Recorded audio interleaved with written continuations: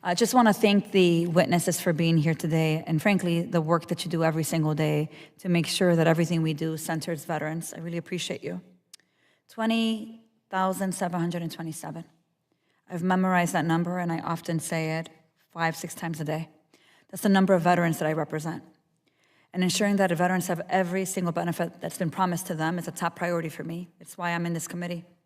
Access to affordable, quality education is also one of those benefits.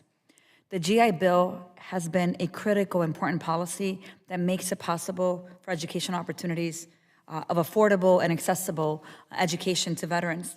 However, as we know, in recent years, student veterans have been the target of bad actors seeking to enrich themselves by exploiting veterans' GI Bill benefits.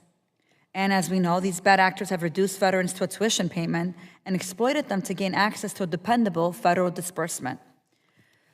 Not only is that unacceptable to me, frankly, it's criminal. When a student veteran is defrauded by predatory institutions, it's only right, only just that the veteran has a recourse or a way to get their benefits back. No student veterans should have to give up or defer their dreams on education because they were defrauded. It's why I proudly reintroduced the Student Veterans Benefit Restoration Act of 2025, which would restore GI Bill benefits to students who have been defrauded.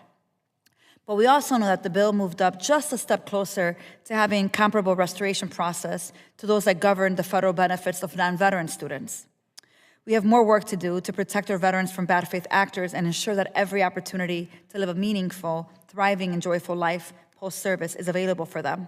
It's why I'm glad that we're having this hearing and hearing specifically from veteran service organizations today. When I first introduced the bill back in what feels like 100 years ago, last Congress, in the 118th Congress, I was proud that it included a grandfather clause so that all veterans have a path to recourse. However, as it moved through committee provision, and as we did some of the bipartisan negotiations, we were unfortunately forced to strip away that component. So Mr. Retzer, Mr. Brown, Mr. Lyle, would you support the inclusion of a retroactive clause in this legislation? And if so, why? And I'll start with Mr. Lyle. Thank you for the question. Absolutely, we would support an amendment. It's included in our written statement to veterans who have been defrauded by these institutions deserve restitution. Thank you. Mr. Desmond. Thank you for the question. I guess you weren't on the list, but go ahead. Yes, would you support that? Absolutely, absolutely would. We see education as a component of stability, particularly post-service stability. So being able to support a program such as this that ensures that veterans who are defrauded in this situation are get to go back to school. Yeah, that's great. Right. Mr. Retzer and Mr. Brown. Yes, thank you for that question. And yes, we would support that amendment because obviously when we look at the restoration of these benefits and we know how the education benefits are, they're timed. They have time limits. And there are also caps on the budget. So we want to ensure that our veterans get back all of their benefits and be able to use them. Thank you. Mr. Brown. I was going to say I would concur with all the recommendations that have been previously given by my peers. The one thing that I would note is that we're acknowledging that fraud has taken place, so why wouldn't we want to recover those costs? And that I believe prior versions of the bill, CBO had scored it as zero cost because we were attempting to recover, and we would support that. Thank you, Mr. Brown. I think that's exactly right. I heard from a lot of veterans after we passed the bill.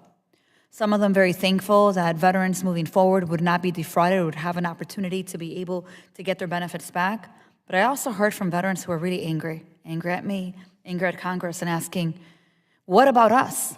I want to go back to school. I want to be able to finish my education.